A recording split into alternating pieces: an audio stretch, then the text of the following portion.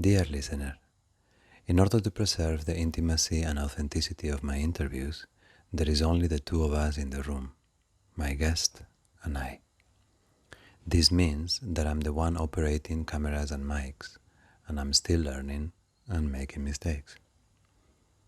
In this case, the main camera was off for the first 15 minutes or so, and this part was only recorded by the backup phone cameras. Thus, the initial footage and sound is of lesser quality. Luckily, Katjalisa is very clear in her speech, and after doing all the magic I could in the editing room, she is totally understandable despite this hiccup. Me, it's another story. Between my accent and the fact that I'm looking away from the cameras, there are short parts when it's not easy to hear me well. Luckily, once again, I don't speak much on this section, and what I say is simply to guide the dialogue. Captions will be useful for these short bits, or otherwise, just a little patience.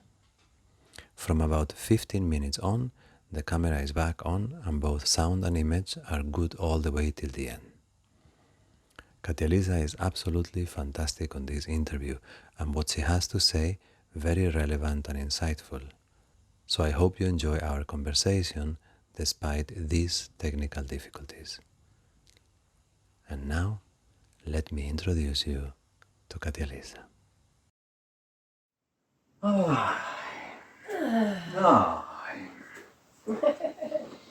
My friend Katjalisa. We have to find a name for her. For now, it's the sunrise ship. Hello, very happy to have you in my little online corner. Hello. Hello. So, as I untie this knot, let's start the same way. Who is Katjalisa?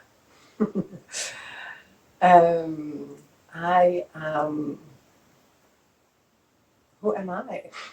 Such an easy question. Broad, yeah? Right? I started easy. I'm a mother. I'm a lover. I'm an entrepreneur, and I think most importantly is, my vision is to build a new culture of relating. That has been my passion and my purpose for many years now. A new culture of relating. Yeah. Okay. I think this is more and more, we do things because we feel the impulse, we feel it in our heart, we feel it in our belly, and then only after a while we start realizing what we're actually doing.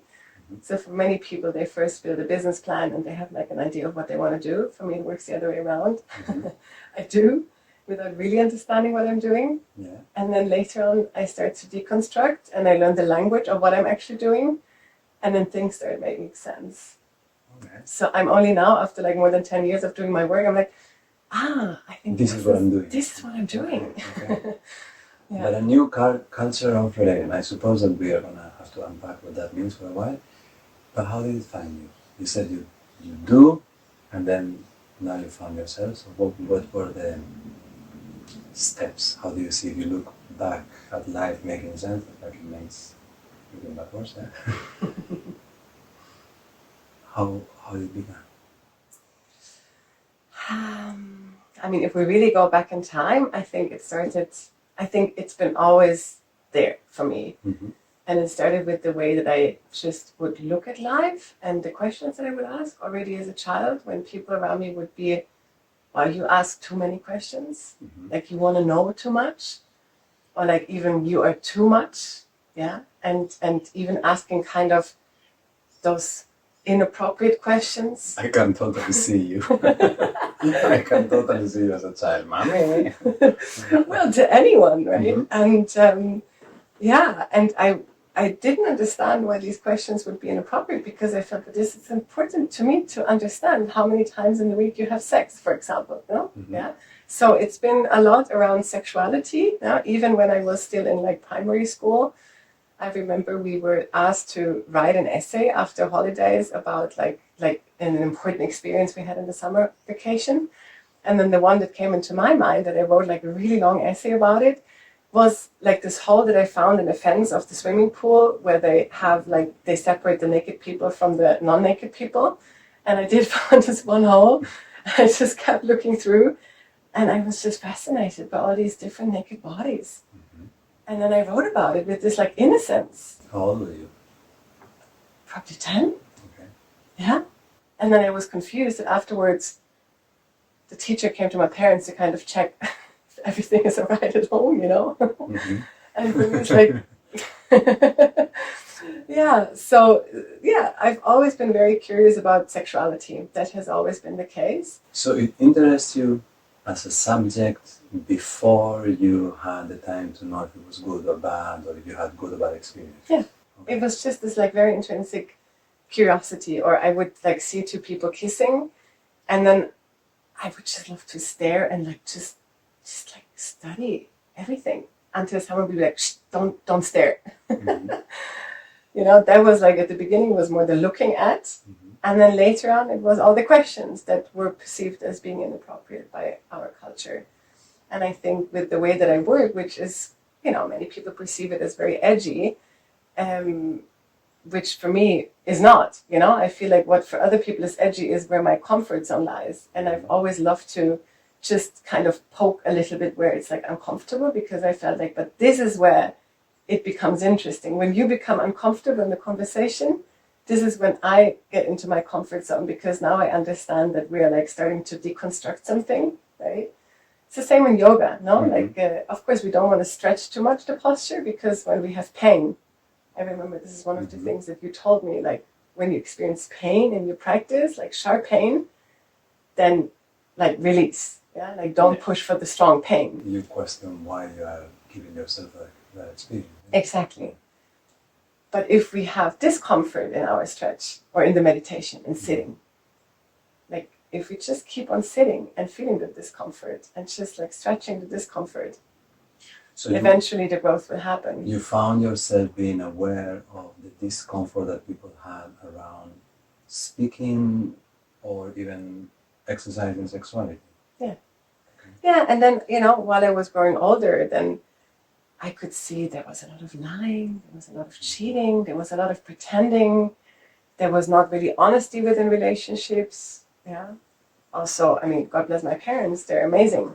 And they've had their struggles, and they still have. There's a lack of honesty. There's a, you know, they're not the tools of how to communicate, you know, like honestly from the heart. And yeah, growing up in a culture that I perceived as rather toxic and unhealthy when it comes to relating, I really felt, okay, how can I do it differently? And that has been my path for like many, many years, how to do it differently. And yeah, and then I had a very toxic relationship with the father of my son, and that's when we met, like more than 10 years ago. Yeah, and when I came to Portugal, I mean, I was really heartbroken. No? It was like the toughest period in my life. I came here to kind of just be with the pain and be with the discomfort, because it was so big that I didn't even know what to do anymore. Had you started already working with these kind of things? No, back then, no, I studied anthropology, but back then I didn't really understand yet. It was more like I want to understand how cultures work. So I wanted to study, you know, the other. And then eventually I felt, but this is kind of weird. Why do I have to study the exotic other if it is about actually studying myself? Because, you know, what we see in the other most of the times is a reflection of ourselves, right? But this was also a process, no? Like, yeah, let's say I started with studying the other because I felt like this is what excites me. Then I had many years of like putting the focus on myself and studying my exotic self. And now I'm trying to bring it all together. Okay. And which shape is, like, there's many different ways to approach sexuality and relationships. What is your signature, or how has it evolved over time, and where are you arriving, and what is the journey of Katjalisa's river through this subject? Yeah, so you will hear me talking in like primary parts and disowned parts when we talk more now, because this is what I studied in the past years, transformational psychology. This was really like the tool and the methodology that helped me to actually understand my psyche more than ever before. So if we think of polarities, no? Like we have day, we have night, and the whole world exists of polarities. And also the human psyche consists of polarities. Yeah? And for me, I was like, for many years, I was in the polarity, in the primary part that was like the good girl. You know, I had like a partner for many years. I started relating from a very young age, and I was like very committed to like one person. And then at some point that shifted completely, and it was like this like turnaround shift of like me not wanting to be in any committed relationship, and like wanting to be very freely exploring my sexuality, not just with one person, but like multiple people, not having one core relationship, but having like different lovers at the same time, and being very open about it, you know. So doing the opposite of what I had witnessed, for example, in like my upbringing, where it's like whatever you do, like just, you know, don't talk about it. Yeah, like Yeah, because behind the back. as a witness, this almost seems like the one thing that comes stronger with you is that you are very truthful, very see-through, very much, this is who I am, take it or leave it, yeah?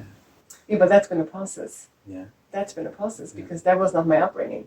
My upbringing was that I would see my mother being not well, me asking, is everything okay? And then putting up the face of like, yeah, everything's fine. Or me seeing that she cried. Did you cry? No, it's all good. You know, like, so there was this constant feeling of like what I see and what I feel doesn't correspond with the words that I'm hearing from the other. Yeah. And that for me was very confusing, yeah, for like many years. So for me, I felt, and this is part of the work that I was really doing here in Portugal and also with you, just like sitting through my shit, like learning how to just be with what is, becoming the observer of my own emotions, yeah, without immediately jumping into like analysis or judgment. Spending a lot of time in nature. Yeah? So the time in Portugal here, for many years, I was really just trying to figure out, like, who am I? Yeah, why am I here? Why am I so fucked up? How can I be less fucked up? Without blaming anyone. Yeah, it's not about being. Yeah, it's not about blaming. It's about just coming to a deeper sense of understanding. Like, how do we function? And this is something that now when I look into all the things that I've studied, like not just like the academic studies, but also the really in-person studies. So I've had years where I would really do without even knowing that would eventually lead to the work that I'm doing now. I would, I would have encounters with men, women, like everything, and just make it like this really radical, honest encounter, and like break all the taboos that would be there. And I had the most amazing and exciting sexual encounters. But do you think, so just so I understand, the breaking the taboos or the radical honesty, are you implying in the actual act, or also, or maybe even more important, about the sharing of the desire or the sharing, the communication part? I think it's actually more the second. Yeah, no? Yeah, it's more the second. So actually, it's not been about fucking around in that sense, you know? No, not at all. It's been more about, like, how can I make connection with someone in a way that is different, from how we would, approach someone, And also, if I'm feeling A, why would I say B? Yes, exactly. Mm-hmm. Yeah. And then when you're relating with someone, no, for example, one of the things that I figured out was, it's like, oh my God, everything is moving too fast. Mm-hmm. Like, everything is moving too fast. The moment we start connecting intimately and physically, like, people would fall, I want to say men, but actually the same happened also with women, would fall into like patterns, of like almost like, oh, we have an aim of where this has to go, instead of just being present with what is, and like stretching the moment. This is why for me, sexuality and intimacy and the yoga practice and meditation has always gone so well together. Mm-hmm. Yeah. And that's interesting that you put them together. So first the slowing down, I hear that, even that was part of your professional name for a while, yeah? But then also spirituality and sexuality, they seem to be disjointed for a long time. That was at least the inherited tradition that we got, That if you were serious about your spiritual practice, your sexual practice was non-existent. or abstinence. Yeah. So that began to change a little bit, but in your case, and in the case of the newcomers to the field, is almost an extension of the spiritual practice. Yeah. So, do you see, obviously not, but in which way would you express how there is no contradiction between one and the other? Well, for me, I think having a great sexual interaction is like a spiritual practice. Mm-hmm. If you work with the breath, if you are present with what is, yeah. And if we're not falling into a pattern that we learn from porn, for example, or we're like focused on the outcome, having an orgasm, or like on the performance. I mean, there's like, I would say, when we look into sexuality, I mean, this is probably the field where like all the blockages that we have are somehow exposed. Yeah, all the insecurities. The old spiritual idea that in order to pursue seriously spiritual practice, you would have to resource to either abstinence or some sort of abstinence, yeah? And that sex would become a danger or an obstacle to your spiritual evolution. And you come, or this new generation of teachers come to break that association, yeah? So let's take it from there. Yeah, yeah. So I fully disagree. Yeah, for me, it's really the other way around. I see, yeah, that kind of sex brings me closer to God. Yeah, and the more that I work with my sexuality, and when I say sex, I don't mean the penetrational act of, yeah, it's really, it's everything, yeah, connecting, intimacy, sensuality. And this is also why the name of my business, Slow Sex. Oh, I got so much critique for it, you cannot imagine. For so many years I had to justify. Now I'm not even justifying anymore. I'm happy to explain. From which side? Yeah, I mean, from many different angles, no? Like, but it's confusing because you offer slow sex, but then people are not actually having sex, so they're coming for the wrong reasons. It's like really, you can't market it, because the word sex is in it, so for like, and I was like, well, anyways, I don't want to market it because I believe that like things market like in good old times, no? Something that has value, people will tell and people will tell and people will tell. So I've never invested in like the like kind of new way of marketing. So that argument I could like brush off the table. Yeah, and then also breaking this taboo around what the word sex means, no? That when we hear sex, we immediately have like pornographic ideas in our mind very often, yeah? Or we have, yeah, it's very negatively loaded, I would say, for a lot of people. Yeah, and yeah, and I wanted to like start already here with like deconditioning of what sexuality and the word sex actually means. So what would it be? Give me a new definition. What would it be? What is sex? What is the role that it plays in, besides making babies? What have you discovered that sex is and means for people? Let's enlighten the dog. Coming in. We're talking about sex, Maui. Find your place for this. Cover your ears. No. So, what would you say it is? Let me have a moment with Have a moment. Mauri until he's settled in. Where do you want to be? Oh. Yeah. So for me, sex is live energy, is breath, is awareness, is self-knowledge, and it's a pathway to heaven. And when I say that, I don't mean necessarily like the orgasmic field, but I have learned so much through sex about me. Whenever I'm intimate with someone and I have triggers, no, then I can again like look deeper into myself. Yeah, yeah, and it's the most alive experience I feel that we can have as human beings. But in that broader definition of sex, let's say it could be even without penetration, it could be, would you consider a flirtatious moment between two people where there's a little bit of or would you say, okay, we open the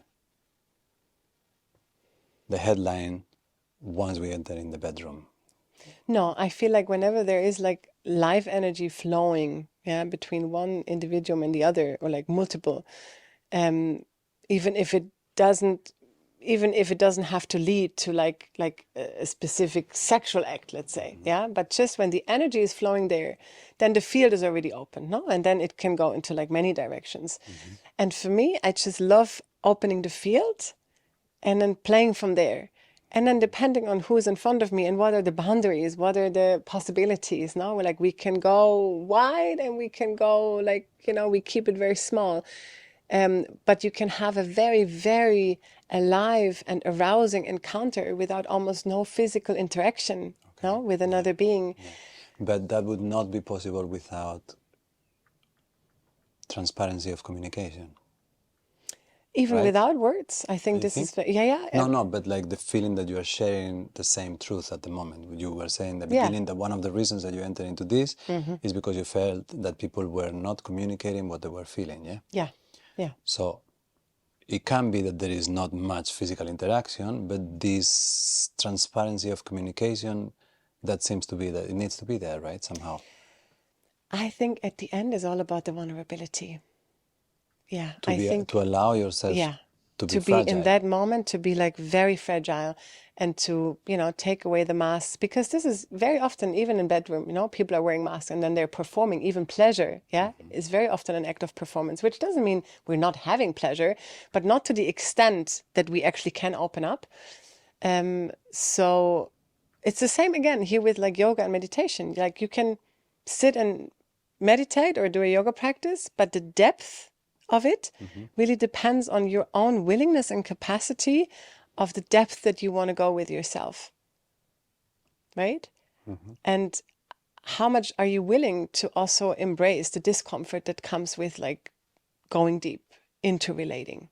Yeah, when you do yoga, you relate deeply with yourself, no, with your alignment, with your body, with your psyche, and meditation as well. And then when you relate with another being, it becomes even more complex because it's not just you and the relationship with yourself, it's also then the shared reality that we're having in that moment. So you think the resistance or the difficulty to share is because you don't want to show your fragility?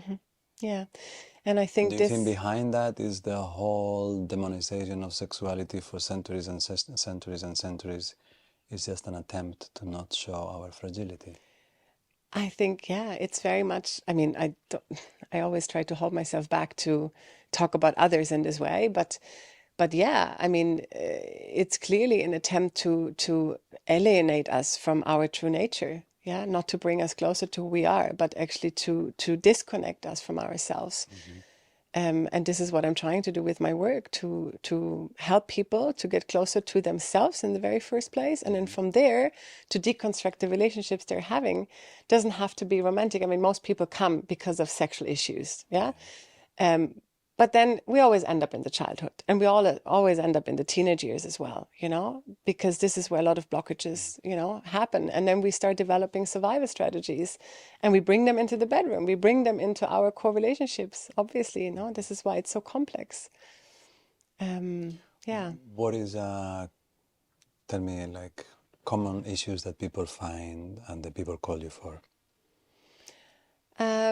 I mean, just very, things like pre-ejaculation or not being able to have penetration, yeah? Because the vagina is just too narrow and doesn't allow to enter, or not being able to orgasm at all. These are the kind of more like on a physical level, Yeah, or like, that would be like a symptom at the end. So it's okay. or like an erection problem. These are the kind of like standards, right? Okay. But then a lot of times is also we want to open the relationship, but we don't know how. Okay. Yeah, we've been together for 20 years, and I mean, we're great parents. We love our lives, and we're sexually very bored. Yeah. But we want to stay together. Yeah. So this is something that I really enjoy when a couple comes and they say like, yes, we really love each other, and we really want to be together.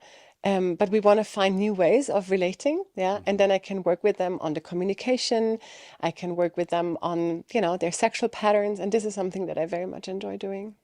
Okay. And do you feel, so walk me through it. Like if a couple, because when you're in the beginning, the novelty will carry you very far, yeah? Like at least in the first few encounters. But when you have been together for 20 years, there's going to be, novelty is nowhere to be found. Or at least you really have to be inventive and creative to find novelty. So what would be some of the common strategies to find a newfound joy in sex with a couple that have been together for a long time? Well, Already to know that it's not impossible is a nice, positive. no, it's very possible. It's very possible. And it's a lot of work. And it's not easy. Yeah, because you will very often, for example, understand that you have come together for like certain bonding patterns that have served you in that time. Yeah, especially when it's about like raising children, that you work really well as partners. But that you, for example, have different sexual blueprints. Yeah, and when Say you it again? like that, you have a different sexual blueprint. Yeah, Blueprint, yeah. like one is the more kinky type that likes sexual adventures. Yeah, and the other one is the more sensual type. Yeah, the other one is a shapeshifter that can shape forms. Yeah. So understanding what is my sexual blueprint is one of the things that would be very important, for example. And would that be from your perspective when if you find a couple and you get the blueprint, or let's say the vocabulary, and you would think, no, these two are incompatible? Is that a possibility? Yeah, but then the work starts, yeah, because if you see that you're actually quite incompatible, sexually, and you just somehow made it work, yeah, mostly it happens that it's one of the two actually comes and says like, I want to relate differently. Okay. And then the other one is like, ugh, actually for me it was kind of okay, but then you have to also invest if you want to stay together. And what is important is also to move slow, also here, yeah, so that especially the one that has a bit resistance, to do the work, yeah, doesn't get overwhelmed, but feels like very seen in its process as well. And then, yeah, very often it's really working towards opening up the relationship in a way that you can fulfill your sexual desires in a different way. So, for example, I work with. I immediately get a little cheeky smile on my face because this is the kind of work that we've been developing in the last years with some colleagues in Amsterdam. And I'm so excited about it because I feel this is the kind of sex work, the sacred sex work that has been missing in our society, yeah, as like a very, important profession. And that is, yeah, to have sexual encounters and create. So I create customized sexual experiences for my clients, for example. Yeah. Oh, wow. Yeah. It's absolutely amazing. So like you would design kind of, okay, Yeah. in their own house, or would you create like a date as well? No, it's not in their own house. No, it's outside. Okay. Yeah, and it's always with with one of my colleagues that is like really a tantrika and really knows how to work with her body as a sacred temple. And it's not about penetration. Most of them actually don't penetrate. It's not about going into that field. It's really about being able to explore yourself sexually in a completely different field than with your partner. But then I take the partner along. Yeah. So it's something that we So this kind would of be create one of together. the partners with someone else? Yeah. Okay. Yeah. Yeah. Or sometimes both of them with someone else as well. Yeah. For example, a woman, that has been, giving birth like to 2 or 3 children, I would always recommend her to receive yoni massage, yeah, from the inside, from the outside, and to release around the cervix, some traumas from probably birth. There's like so much stuck energy. And then I work a lot with sexual fantasies as well, which is like super exciting. Yeah. So where you can really dive into this world. I mean, most couples don't share their sexual fantasies. This is something that they keep for themselves, and yeah, they're too ashamed to actually share that with each other. So being able to openly talk about the sexual fantasies that they're having, or helping them to actually find a sexual fantasy, yeah, is one of the things that I would do in the work. And do you think you can isolate this? Like when you're explaining this to me, it sounds amazing, but it also sounds that you need to be kind of well put together overall as a human being in other departments of life? Or can you isolate sexuality from everything else? Because in order to explain your sexual fantasy, you're going to have a certain emotional transparency with your partner. You're going to, Well, this is you're what going we're to need to working be in on. contact with your body. So there is like Exactly. several layers, yeah? Yeah, this is why this work is so complex. That's what it sounds to me, complex. It's Yeah? very complex, and it's like a long project, no? Like the clients that work with me in this, it's not done in a couple of sessions. It's like intensive work over a longer period of time. But then at the same time, the progress is actually very fast and is like huge. No, if they're both committed, somehow with the methodology that I work with, the parts work, yeah, is helping amazingly to identify all these different parts. And we work with the shame part, we work with the guilt part, yeah, with the part that cannot really speak, yeah. So we do and body work and we do therapy, and I feel like the combination of how we work together makes it possible, like to create experiences that the couples would have never thought about the possibility. Yeah. When they come in and I hear their story, I can already see where this could go. Yeah. But then the art is to really take out the speed and to just support them with the tools that I have, that they will figure out how to do it. Yeah. And this takes time. It really takes time. And we always move with the most vulnerable one. Yeah. So we don't move with the one that wants to have the change fast. We move with the one that needs most time. Is there a pattern if it's the female or the male that needs to move slower? Interestingly enough, I was what do you think? I was gonna say that probably starts with an interestingly enough. But do you have like an idea, like what it would be? I think it's not that obvious, as obvious as one would think. I suppose the easy answer would say the woman, but I would say, in my experience, working with slower styles of everything, men tend to like them. Men tend to like to slow down, even if sometimes it's forced by circumstances. But once you slow down a man, he enjoys going slow. But I'm not sure what is your experience. Yeah, I had in the last couple of years, I mean, I'm not so much into statistics, yeah, and I don't want to say this is what it is, yeah, but in my experience so far, it's been more the men that actually come as the initiating factor to be like, we need to work on our sexuality. And the woman were like, yeah, it's kind of okay, and yeah, and the man wants to like figure it out very proactively, and the woman struggles a lot. Yeah. And in this, so what is the struggle? Is a struggle within herself? Is a struggle with not feeling seen by her partner? Is historical reasons? Is all of the above? Yeah. Yeah, it's all of it together. Yeah, yeah, I mean, if there's a blockage around sexuality, then we need to understand where it comes from. Yeah, because it's not about sex. This is always what I'm saying. You come for sex, but actually it's about something completely else. It's just, this is where it comes out. This is why this field is so loaded, because all the trauma in society is being like, yeah, like displayed in the field of sexuality. Yeah. Yeah, this is why we have, of course, also so much, disturbances and traumatic experiences created around it, because it comes out in like distorted and toxic ways. So how is woman in her long journey to come out of the enormous pain that we inflicted on them? Where are we at?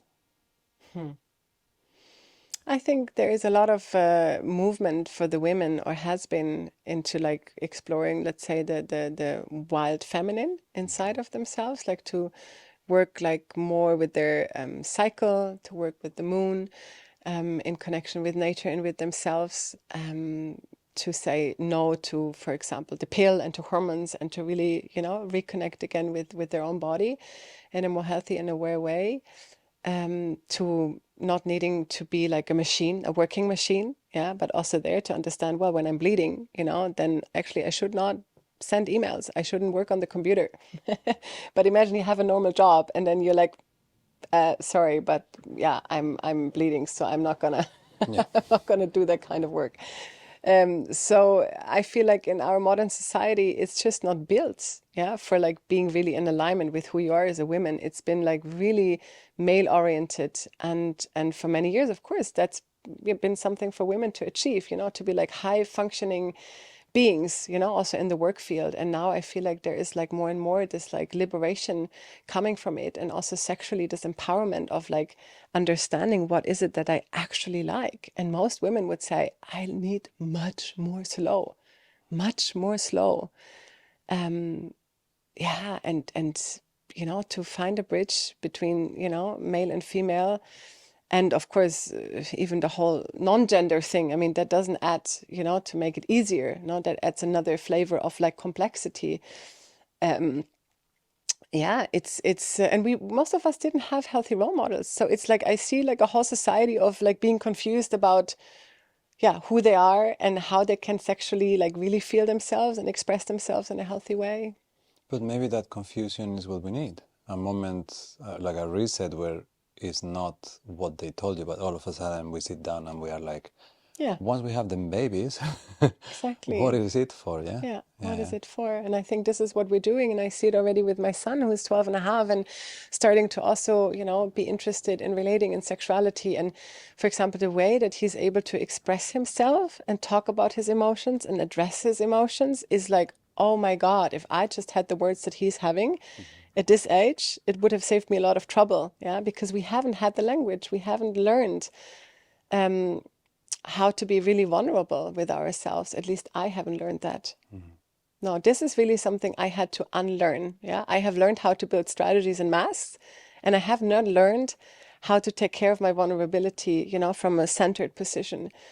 And this is something that, you know, came much later, and I'm still like working on it. But now I understand, like, oh, okay, now I'm not fully authentic. It's a strategy. What am I trying to cover up here?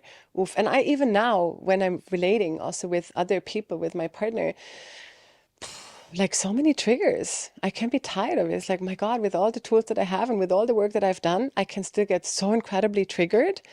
And I can still sometimes see myself acting so poorly in relating. Yeah. And then I'm ashamed afterwards. Yeah. But the difference is now I can understand it and I have the awareness, and yeah, but it doesn't mean that I'm not committing the same mistakes anymore. Yeah. Like, unfortunately. But in that framework, to go slow, it makes a lot of sense because Absolutely.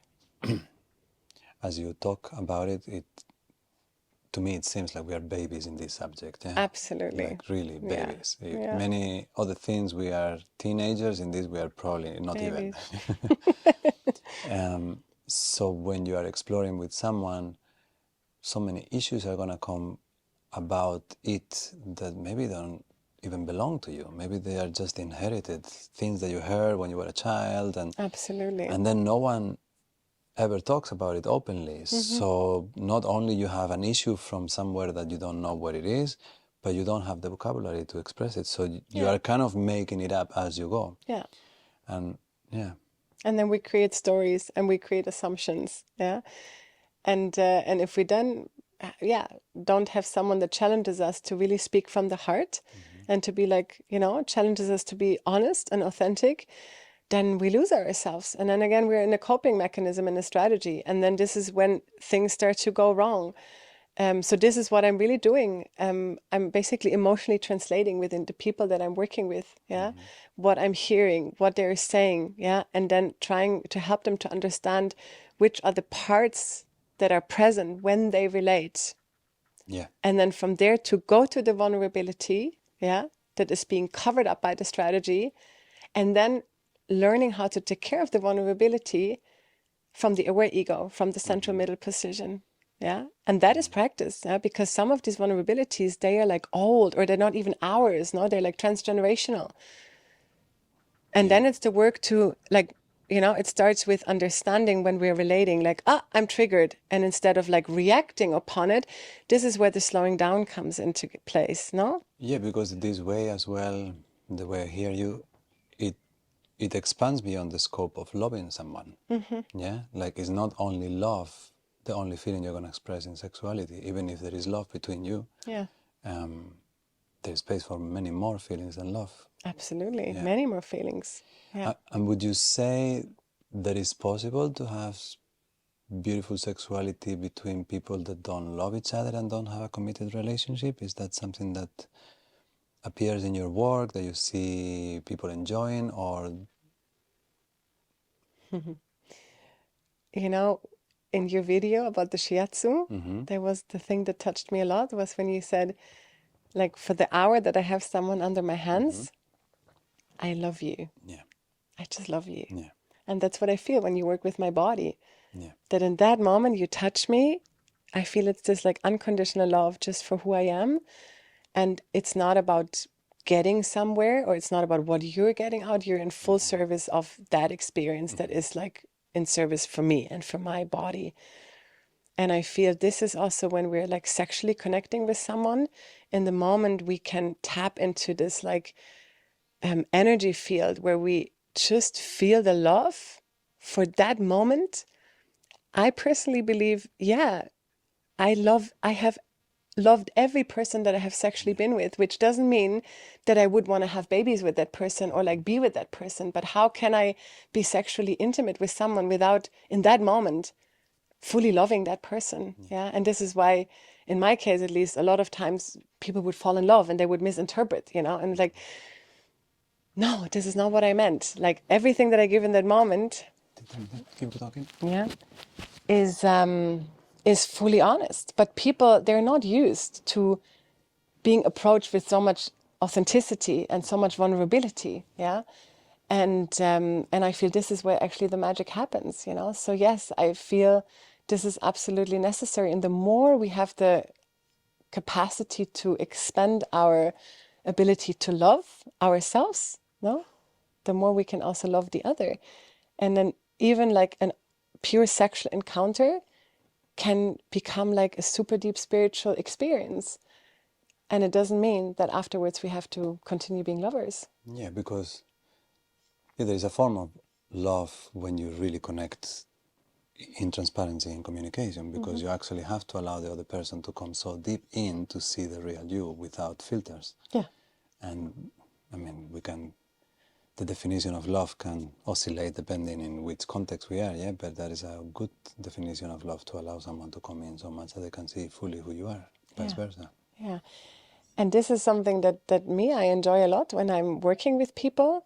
I feel the experience that I give them is that I just really see them for who they are, and that I come in that moment. No, I mean, I can be a judgmental bitch in everyday life. Yeah, I'm not saying that I'm a saint, but in the moment, it's like when you work on the shiatsu mat, like you're fully present and there's no judgment and there's full service. And this is the same when I'm in, a session with a client. In that moment, there is no ego from my side. There is the pure, just love, no judgment, full compassion, empathy for that being in front of me. And because I can see you in that way, it enables you to also get an idea for yourself, yeah, of how that feels in your body and in your mind. That's the same what you said about when you touch someone, that the body remembers how it feels to be loved and to be loved. And then we create a new body memory, which is healing. Yeah, there's a presence in it. Yeah.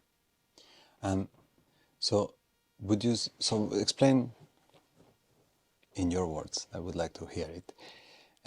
We have the type of sex that is, let's say, immediate in the touch and in the flesh and in the caress and in the physicality. Let's say maybe it would fall in the category, I don't know if I'm butchering this off, but the tantric part of sex, which is a matter of the somatics of it. And then you mention the fantasy part of it, which is more a matter of exploring different rooms of your psychology. Yeah? Is there a type of person that feels attracted to one, to the other? Is there a clear divisory line between the two? Do they coexist? Would you say with your partner, today let's just be and feel, and then tomorrow I dress up like... Talk to me about the balance between the, let's say, somatic part of sex and the fantasy part of sex. Yeah. So I mean, first of all, the fantasy part of sex for me is like highly energetics as well. Does everybody have it? Sexual fantasies? Yeah. Would you say it's something active in most people? Yeah. Like most people have sexual fantasies, and the ones that don't have, very often is like that they just haven't found a way to access them, and then I would help them, yeah, to like, because it's creativity also, no? It's like, how can I visualize? It's like the power of manifestation as well, no? And what is exciting about the world of fantasies is that you have this playground, this like safe space. Because in the sexual fantasies, we can't get pregnant, we can't like transmit sexual diseases, yeah, we cannot create any drama or any trouble. So it's like this amazing space in our mind that usually we keep very private, no? Because even when we have porn, yeah, like you see the physical act of what people are doing, but for me it's always been like, and what is happening in their minds, yeah. And for sure, so just not to get me wrong, like for me personally, being in a space with my partner where we're not in the mind and we're like purely in our energy fields, and it's like almost like a psychedelic experience that transcends like this dimension, is something that I very much enjoy, yeah, to be in this kind of like space, yeah, when it becomes this highly spiritual experience. And I also really enjoy creating adventures together in our mind. Yeah? So I feel like for me, it's about the variety, yeah. But also, wouldn't you say that if you're going to create a sexual fantasy, whatever it is, you're a policeman and I'm in prison and yeah, whatever it is, but once you touch each other, you still need to feel the touch. So somehow there needs to be a background of... So I can explain that because it sounds abstract, but actually, so first of all, I have not attracted yet people, but maybe it's because it's also not my personal thing, with like crazy fetishes, for example. Yeah. So like the crazy stuff I didn't get yet. So I get people that are more into like the situational kink. Yeah. So for example, I can maybe just speak about my own partner. Yeah. Because he's okay with me sharing that, no? Because we worked so much on it. So when I met him, he was this like very monogamous, super loyal guy that even in his mind would not allow himself to fuck another woman, let's say, when he's with me. Yeah. And because I enjoy like sexual adventures, playing with more people, like me and another woman and him, I tried to kind of bring that into our relationship. At the beginning, he was so blocked that he couldn't even like in his mind go there, you know? And I was like, okay, is this just not your thing or is there a blockage? Let's explore. And well, we found out it's very much a thing. He just didn't know, yeah, because he was so conditioned that he wouldn't even allow himself to go there. And then obviously, we first have to kind of strengthen that part inside of him that has been completely disowned. So his primary part was, I'm the loyal monogamous boyfriend. And the polarity of that would be the unloyal womanizer that has a lover here and a lover there and like is like sexually like super explorative, right? So this is the part that we would explore together in the world of sexual fantasies. And would you say, okay, now without naming names, like let's put a hypothetical person, that a person could be unable to acknowledge that with their partner, but then they would watch a three-way porn. Yeah, and then almost like this person would create categories in the mind where this thing happens when I'm alone by the computer and no one is watching. But then once we put it in relationship, I need to take it out of the table. You know how many people have sex with their partner and in their mind they're like actually reproducing porn, and that is what creates this connection. But without sharing it. Because you're not sharing, because you're ashamed, right? I mean, you're fucking your wife, but you're actually like watching porn in your mind. And then of course you feel that there is not a real connection. But imagine that you can have a sexual encounter with your partner and you're like honestly sharing about, like the sexual fantasies you would like to have. Yeah, then you in that moment become that woman. So with my partner, I would just invite him and I would create, while we were making love, the scenarios of like, okay, now imagine, step into the like energy of like, we even gave it a name. It's Matteo, no? Like his name is Matti and we called like the persona, the part that he's like then stepping into Matteo. And, we would build like a whole connection to this part in him. And like the more we would like feed it and talk about it and cultivate it, the more he could like literally get into this energy. And then we would create situations where I, for example, then would be one of the women, yeah, that he would have like an affair with, let's say, yeah. And in that moment, I mean, he's still touching my body, but energetically, I'm the other woman, yeah. And you are the other woman. You are feeling him Oh, as, totally. And I would even like say the things that the other woman would say. So we are kind of in a role play, but it creates intimacy instead of disconnection, because through this situation that we have in the mind, yeah, that we are reproducing somatically, yeah. So our words match our actions, yeah. But me, I'm another woman, yeah, and that allows him to create sexual encounters that he has never had, but that he's actually been like very much longing for with me. But in his body, it's saved as if he did it with someone else. Yeah. So instead, I always say, instead of letting the mind fuck with us, which is what happens most of the times, yeah, we fuck the mind. Yeah. Yeah. And also, you know, when you hear actors and actresses, and they would say like, "Oh, it's such a gift, my profession, because it allows me to put myself in the shoes of different people." Those of us who don't act, we don't have that luxury. But in sex, you always have that opportunity. Children, they're not professional actors, but they're always playing Role plays. role plays. Yeah? Exactly. As Yeah. adults, I suppose at least this is one place that you can allow yourself to do that. Yeah. I mean, as adults, we also have role plays, but then that's exactly where it goes wrong, that we feel the disconnect when we're like in a role play, that we kind of pretend this is real. Yeah. Yeah. You are the boss. Oh, Yes. exactly. But then when we can just come from this vulnerable place, oh, I would like to tap into his energy, but I don't really know how because of that and that vulnerability, then it becomes like a whole different story. And then instead of having a disconnecting experience, you can actually create connection through sharing that fantasy together. Would that include conflicts in the relationship that could be brought to this sphere as well? Like a couple with issues or an issue, or it's Tuesday and we had a fight. Could you bring the fight into the bedroom as well and have a fantasy that is Yeah, that serves dealing with conflict within the also. relationship? Yeah, yeah. Yeah, I found this tool. I've worked a lot with it in the last years, and it's really magical what happens. Yeah. It's fantastic. And most of the times I'm not even talking about it at the beginning when I start working with a couple, no, because then I know that they would just be like, this is something that I build up. Yeah.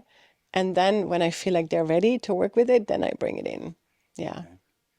But all this seems that, well, before I go there, you mentioned about because you and I are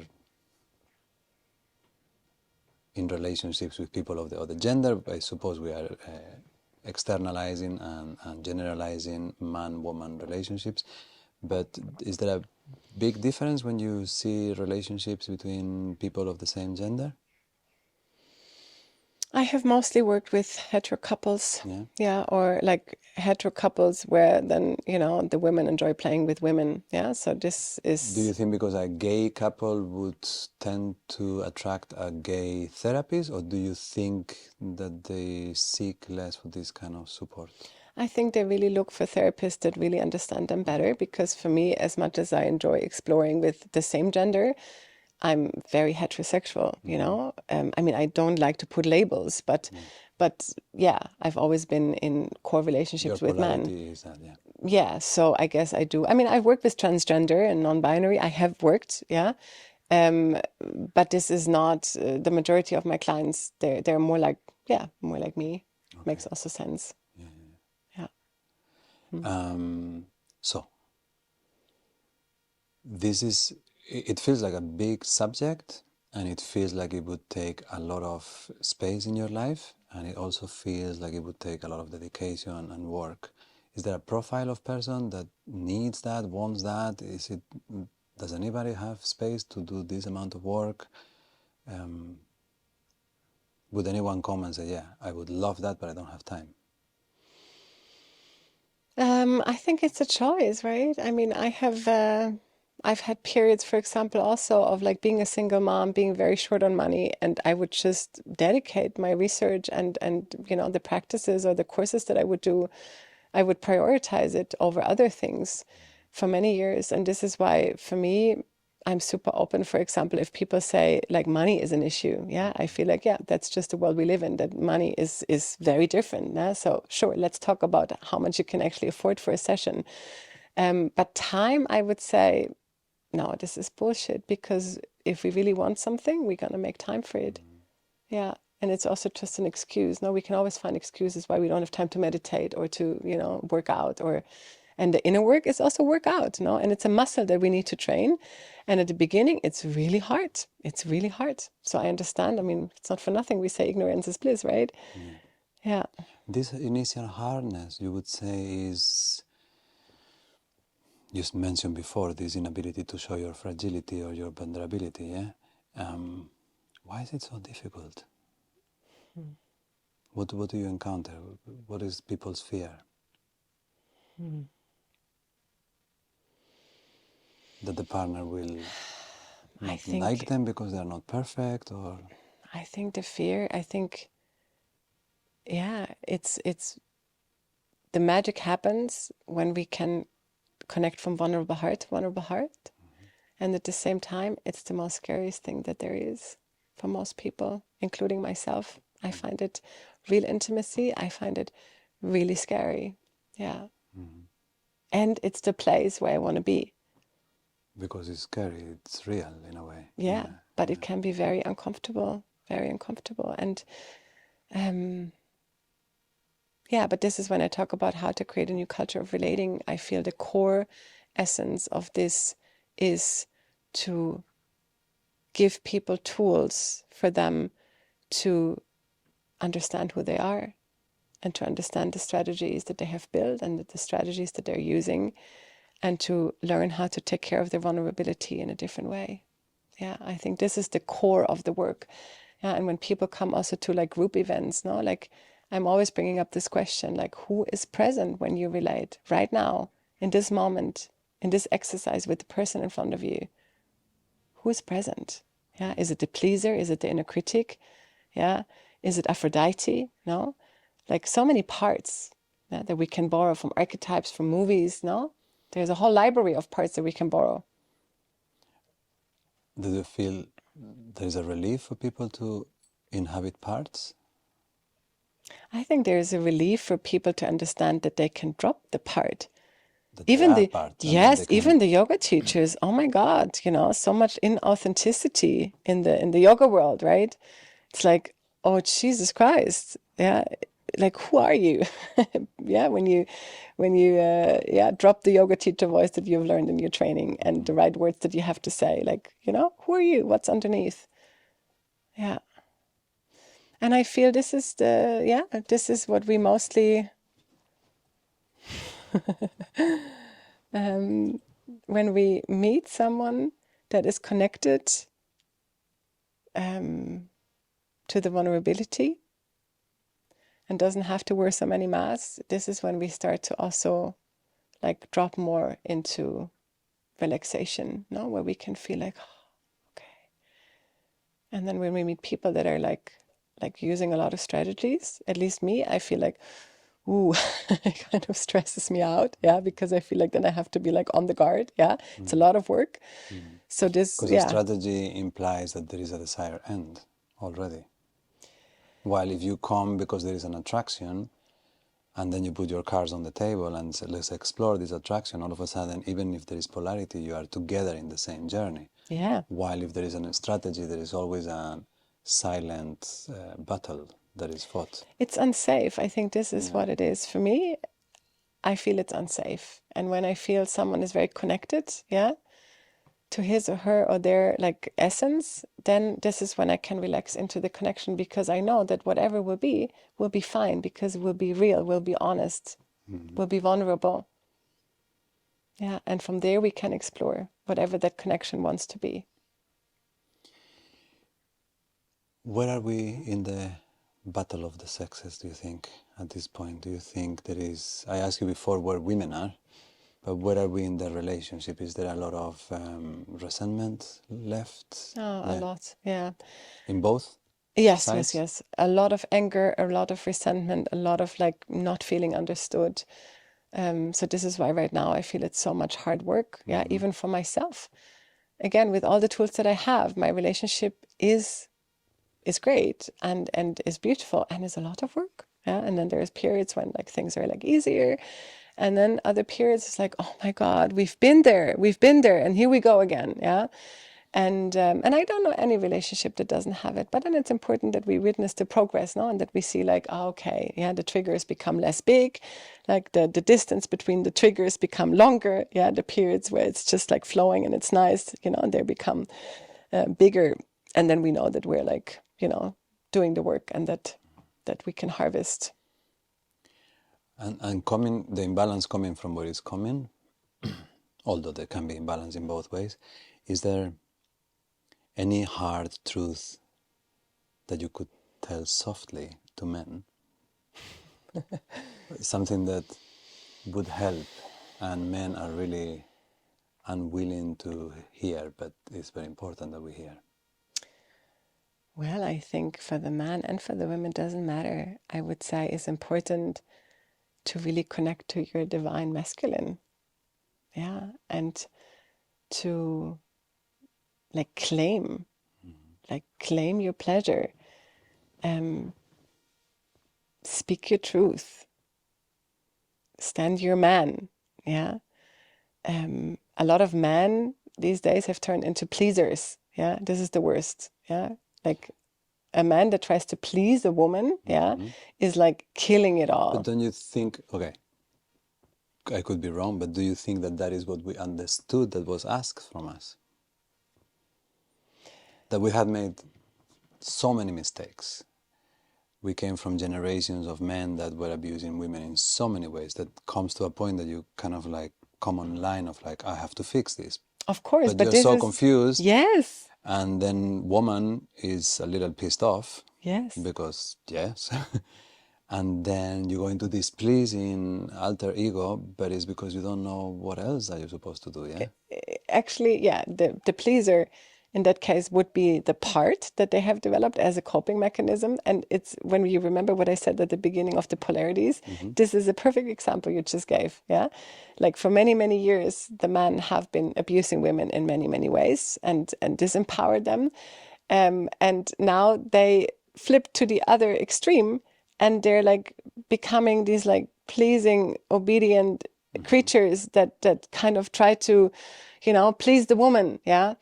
And that is, again, disempowering for the woman. So it's like trying to find a new balance, for both men and women, how to really connect to the divine femininity and the divine masculinity. And that is very much needed for them to be on eye level, and to relate in a healthy way together.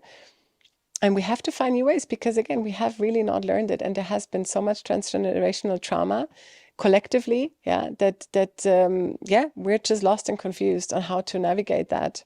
And in the process of woman to find equality, carrying as you carry resentment, or let's not call it resentment, let's say pain.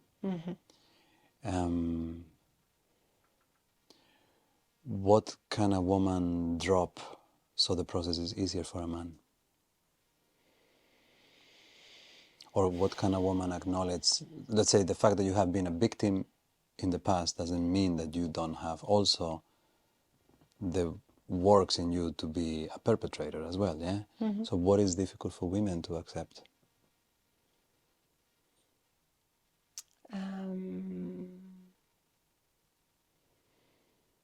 That they don't have to be like men. That it's good to be soft. It's a quality to be weak. Oh, I've seen so many women suffering so much from extreme success. Me too, absolutely. That was earned behaving like men. Yeah, very much so. I would say for the women, first of all, to reunite women amongst women, but also men together. And then to really come into the softness. To come and to, when I say weakness, this is not, it's not something negative. It's really, it's a big quality to reacquire in our world, to be soft and to even be a little needy, let the man take care, Yeah. And I mean, this is also for me, I'm like relearning that, how to be softer, how to be, yeah. And it does not make me less powerful. Yeah. Um, yeah. Yeah, I can see that. And do you think so? For many years, man was using everything, just different versions of being stronger financially, physically, in society, in politics. Yeah, and I suppose the only resource that woman had in that situation was to use sexuality as a silent weapon. Is Absolutely. that something that we are aware as well? Yeah. I would say most women are Yeah, aware that they have that power over a yeah. man for sure. Yeah. And I mean, this is part of the thing that you can play with in sexual fantasies, you know, like money, sex, power. I mean, it's exciting. Yeah. But if it comes from an integrated place and doesn't have to play out, you know, from the shadow side, because this is when it becomes toxic. But if you are aware of it, then you can actually really like create some super exciting stories around it, for example. No? Um, yeah, very Do you much. see this story building sexuality becoming mainstream, or do you think it's very niche? Do you see? Because the way you explain it, it sounds like a great positive. You know, you are in a relationship for X amount of years. Some of the moves are very old. There is children, there is bills to pay, and then all of a sudden you open a new dimension that you can play together, that you can also heal certain unseens. Um, do you see this becoming kind of like a everyday currency in people's sexual lives? I mean, I would first of all say just drop the expectation of like immediately having like great sex again when you start the journey. I would say actually drop that idea fully and focus on like the little moments that you can create here and there. Like, for example, when you told me about teaching people how to touch, yeah, what it implies to actually being able to have like a full touch that has like everything in there. Like then we don't need a lot of postures, we don't need a lot of crazy things to happen. So I would also here slow down, Yeah. slow down, slow down, and bring it back. Yeah. And with most couples, I mean, once they're like opening up for that journey, then there is already a new excitement happening like that already. Yeah. And then there's like a lot of exercises, no, that this is why people come to the workshops, no, that they learn how to look into each other's eyes with like full presence, no, they learn how to touch each other with like full presence and awareness. So there is a lot in very simple exercises that people can do. Yeah, it's actually special, no, with couples that have been together for like many years, just this like simple eye gazing exercise. Like I have almost like 100% like I can be sure that at least one of them will cry, or like probably both of them will cry. Yeah, because there is immediately this like, oh my God, this is how it feels when we actually connect from heart to heart.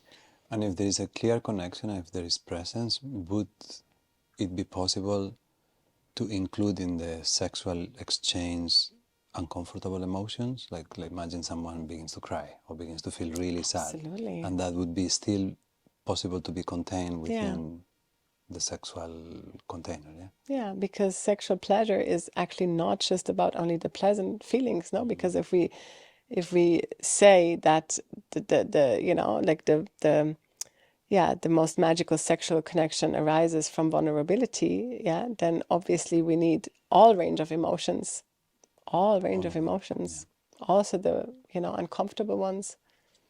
And within the story building, do you plays a specific role for the power games? Because normally in that world you would have BDSM and then kink. But the BDSM, the power games, the intensity of sensation, the pain, is that a separate category, or would it be contained within the story playing and the role playing? No, I have a lot of like BDSM stories. Yeah, absolutely. Like these kind of power dynamics.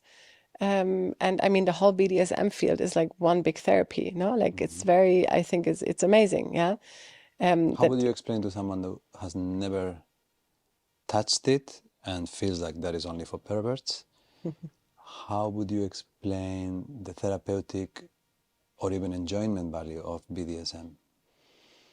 I think they have created an amazing playground, yeah, what kind of I would create with my clients in the mind, where they actually come together in a safe space. What makes it safe is that they have certain rules and agreements, yeah, and they're like very clear about it, yeah, that whether you're submissive or you're dominant, no, it's all about like expressing super openly and frankly and boldly, like what is it that you want, what is it that you don't want, no.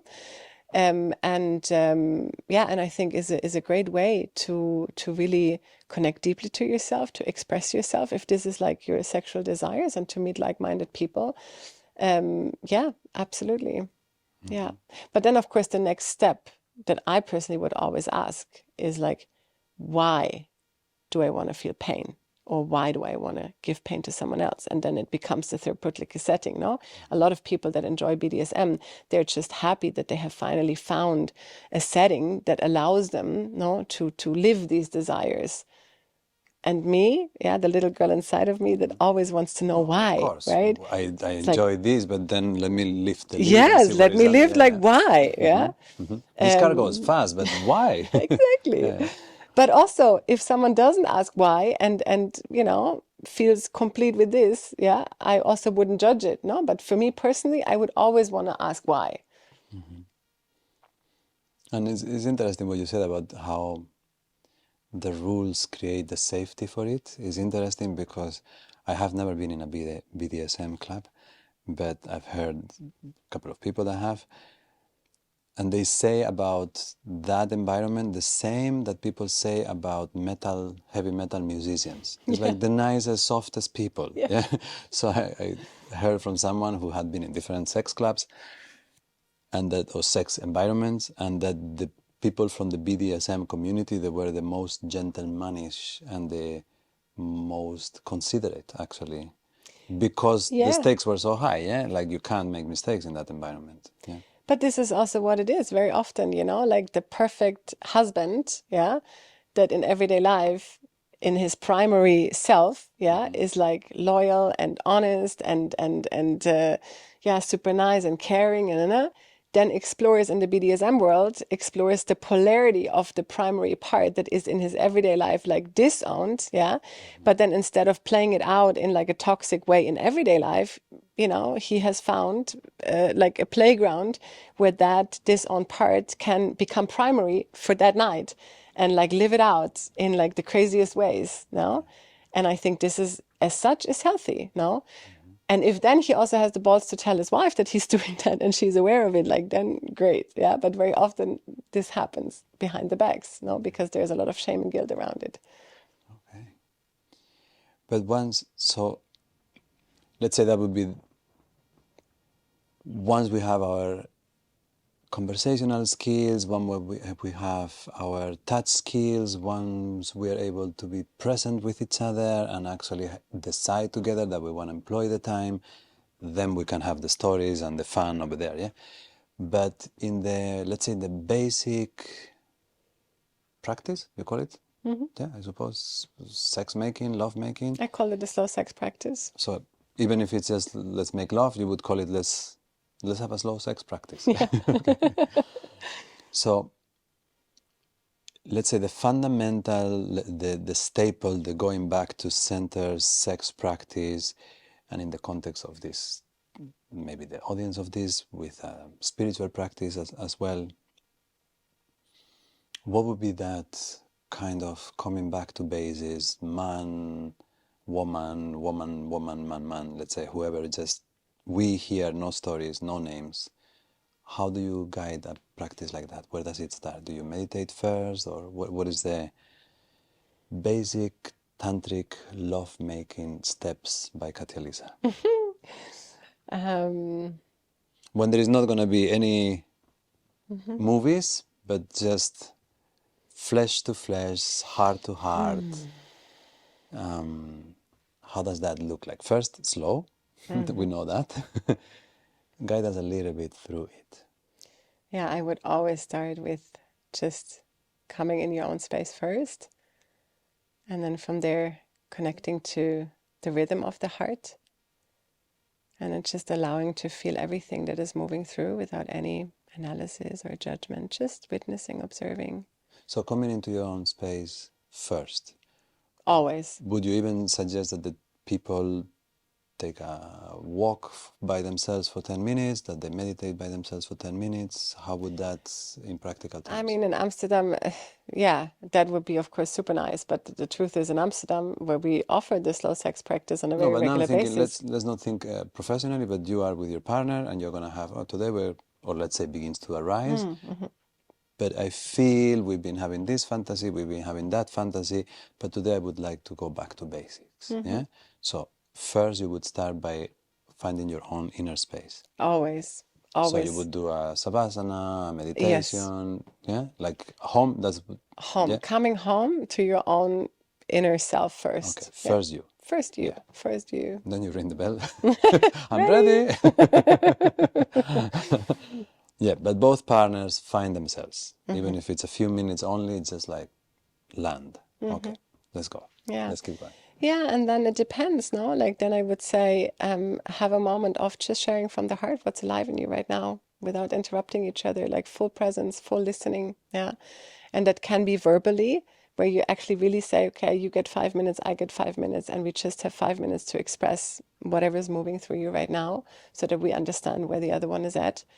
But it can also happen non-verbally, no? Like just being in front of each other and like looking into each other's eyes and trying to synchronize the breath and like feeling your own heartbeat and then from there connecting to the heartbeat of your partner. Yeah, like that already, like then you start feeling how the energy is circulating, no? So you would try to synchronize breaths? Yeah? Yeah, Okay, yeah, beautiful.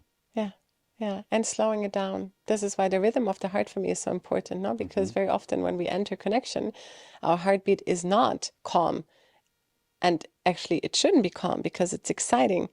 And also, it can be potentially dangerous because we don't know what's going to happen. So, our heartbeat is telling us a lot, no?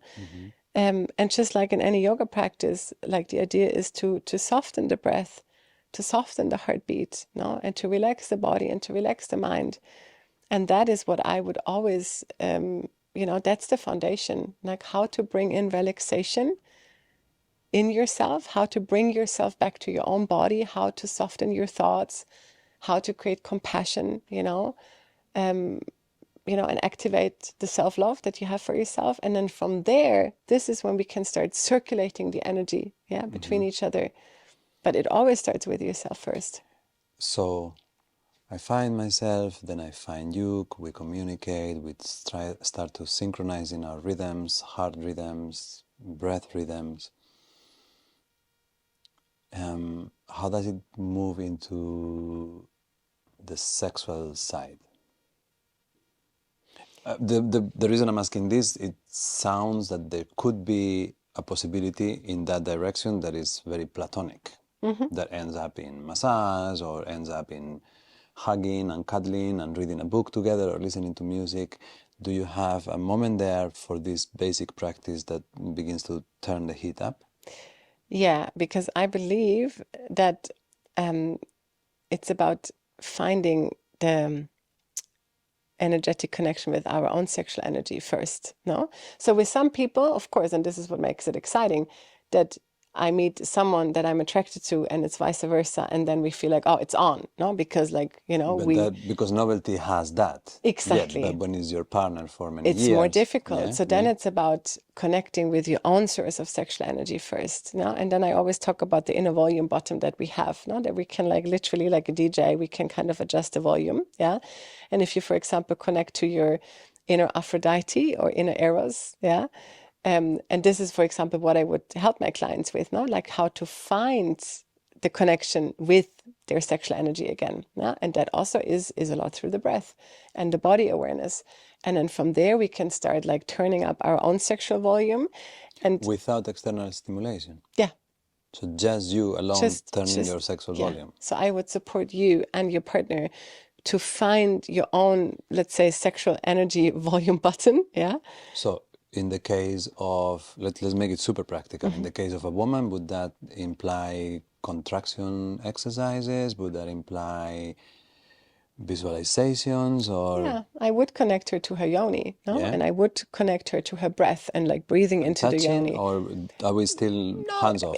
yeah, it could be, but not stimulating touch. No, Okay. it can be just like, supportive touch, So but you not would stimulating. try to find this volume independent of an external stimulation from another person or even your own tactile stimulation. Yeah. Because then it's really empowering. Then we are not making like the experience dependent on the other. Because at the end, what we want is a co-creation. We don't want dependency. Yeah, we want to come into this independent field where like I'm connected to my sexual energy and you're connected to your sexual energy. Yeah, and from there we understand how to fine tune the connection and how to start playing with it. Yeah, and then you start playing with the volume and see like what happens if I turn up my sexual energy. Yeah. So how does, let's say now as a man, because I asked for a woman, but how does a man turn up his sexual volume without getting images from porn and without using the hand and without using your hand? What is the mechanism? Is connecting to his life energy, is connecting to his like king energy, is connecting to the power within. Yeah, and also containing it. Yeah, like not spilling it. Yeah, and like breathing into like your genitals and just like starting to activate it. Really, like the magic happens in the breath. Like the breath is everything. So that's the maybe the practical key that I'm looking for Is the is breath. part of it is breath. Yeah, yeah, a lot, Okay. a lot, a lot. So you use different types of yogic breath. Yeah. Yeah. Yeah. Yeah. And then from there, connecting with like your different archetypal energies. No, like for me, for example, I'm very connected to my Aphrodite energy. No, it's like the goddess of like of eroticism and sexual connection. And I just know her qualities. And then I can connect with her. And if someone is new to the practice, then obviously this is what we would do together in the work, that I would help you to connect to your inner Aphrodite, and the man as well, to his inner Eros. But So independently of the woman or of the other. So it's almost like instead of going to an external sexual fantasy, you call upon an internal archetype and you begin to embody that archetype. Yeah. Okay. Yeah. Again, and now we meet the two. I mean, all this has happened with both of us in the same room. Yeah. But now we start approaching each other's flesh. Yeah. Any tips for that third step? Slow. Slow. Good student. Yeah, of course, slow. Yeah, slow. Is it someone leading? Is leading together? You let that be just natural as it unfolds, or is there is the man supposed to lead? Is the woman supposed to lead? No, I think that is, I wouldn't say one has to have the lead. No, I think that really depends on the dynamics. And I would always also invite both sides to kind of take turns, no, and who's leading and who's following. But it's the slowing down together with cultivating awareness. No? Like, again, the breath awareness, but then also the awareness in the touch, that we're like fully present when we touch. Because when we touch and we're going somewhere else in the mind, yeah, it's the same with meditation. When I'm sitting, but I'm somewhere else in the mind, then I'm like not really meditating. And when I'm touching, but I'm only applying physical touch, but my mind is somewhere else, then the touch feels very empty. And this is when we start feeling the disconnect. Yeah?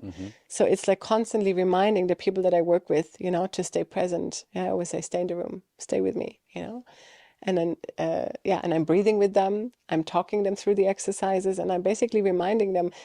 Again, it's like what you do in all the yoga practices as well, no? Like reminding people to stay in the present, to stay in their bodies, to be aware of like what is happening in every part in your body, and then working from there. Yeah.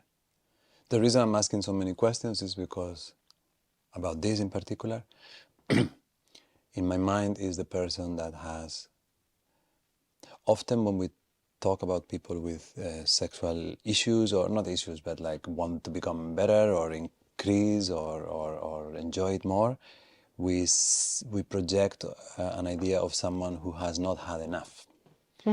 But it has come to my awareness from different clients, people that I have met, students, the other case of the people who have had a lot, or a lot of porn. And therefore there has become a strong association that that level of arousal only comes when the situation is super kinky, when there is an external of some sort stimulation that brings them into that place. But without that, without the sex, drugs, and rock and roll and whatever that is, they find it difficult to reconnect with that original sexual energy in the more like raw, unadulterated form. So that's why I'm asking all these questions. Yeah, Yeah, no, and I mean, you like, or even in a couple, imagine that you get into a place that you are really having a lot of fun, but you realize that your fun is dependent on always stories. And every so often you want to go back to basics and to like that softness of touch. absolutely. But that becomes sexless. So that's what you go into the soft, you activate the breath together, then you activate your inner eros also through breath. Then you get closer, and yeah, I suppose the intimacy itself will make it exciting because now you are very deep in together. And that you are very deep into your own fragility as well, yeah? Yeah, very much. Yeah. Yeah, and then and then I would help like either the man or the woman to really constantly reconnect with their own core essence, and that is obviously something that we have explored in sessions beforehand. And and the magic can happen like really like this. No, it's like, it's so like when we talk about it now, it sounds like, oh my God, it's like all so complex. And yes, it is complex, and it can happen very easily and very fast at the same time, and also between two strangers, for example. Yeah, No, but complex, maybe it's complex. I mean, the subject is rich, but it's also complex because we are fucked up as fuck. yes, It's like, yes, let's yeah, face it, like we have yeah. in many subjects, but in this particular subject, the amount of shit that we have inherited as our education is So what is complex is relating, like like being in a relationship with someone, raising children, making life happen, like having a household, like all of that, like that is very complex. But I would say, and I don't want to sound arrogant, but I would say, give me whoever person. Yeah, that was one of the projects that I did in the red light district. I repeated it several times where I said, yeah, anyone who comes here and is willing to pay, I can have that with. Yeah. And then I would offer anything but actual penetration or blowjobs. Yeah. And then men would come in and they would be absolutely blown out of their minds. Like the amount of intimacy and excitement that we could create with like so much simplicity in only 15 minutes. They could not believe it. Yeah. And I did that project because I was curious for myself. So the project was you in the red light district, Yeah, one of the renting windows? a window, like a sex worker. So to the outside, I would like a normal sex worker. And then when the man would come to the window and like approach me, like, so how much is it? Then I would start, telling them like, well, I'm a little different. it's a little different. If you're open for an experiment, it's the same price. I'm not charging more. It's the same price. Come in and just experience it. And the man that would dare to experience it, like they were like absolutely mind blown, like absolutely mind blown. Yeah, because this is a like an energy field, that we're like not finding so much in everyday life. And again, it's the authenticity and it's the vulnerability. Yeah, and if I'm allowing myself to be energetically in that vulnerable space and to see you for who you are in that moment, and then even like just like a hand dance, with like eye connection and me opening my heart fully and like tapping into this energy of like full love and compassion and acceptance. I don't need to know who you are. I don't need to know your name, what your work is, what your background is, race, gender, whatever, social class. It doesn't matter. Just this. Yeah. And it's absolutely amazing. Yeah. Let's say it goes well and it's beautiful. Amazing. But tips for when it doesn't go well. Because it's a very solitary, very lonely place when you're with your partner and you just get blocked, or you can't get an erection, or you can't get wet, or you are in pain, or somehow you feel you disappoint the other one. It's a very solitary place. So from the both sides, the one that is suffering and the one that is witnessing, what is your advice for those moments? I would say It's a very painful moment for a relationship. It's very painful. And I would say in that moment it's important to stop trying so hard to make things work and to just be with the discomfort and the pain of like, I feel very lonely right now and I feel very disconnected, and just be with it. Like, don't try to numb it by consuming anything, yeah, whatever that can be, like television or food or like all the ways we use to compensate and to not feel. And then, yeah, do what you need to do for you to just feel what is there and then be with it. And then from there, of course, if it's like something that like keeps on coming back and you cannot like solve it with yourself, and of course, then you want to go and ask for help, no, for someone that can help you in that process. And that's when I come in, yeah. And I wished that people would come in much sooner, yeah. That is really my wish, for people to understand how important it is to actually come and start working with someone like me when things are kind of okay, yeah, because then like the success that we have is like much faster and the work is much easier and much more fun. When people come when things are already like really like difficult and complex, you know, like then the untangling of everything is like a lot of work, and then you need a lot of resiliency. And also because it could be much more of a structural subject than people give it credit for. Like, if your sexuality is thriving, you're very likely to be thriving in many other parts of your life. Of course, absolutely, because it's life energy, it's creative energy, no? Like it supports your work, it makes you a better father and mother, yeah? It supports you in all parts in your life. You are less likely to overcompensate in other departments, because if you're frustrated there, then is when maybe other coping strategies might kick in, yeah?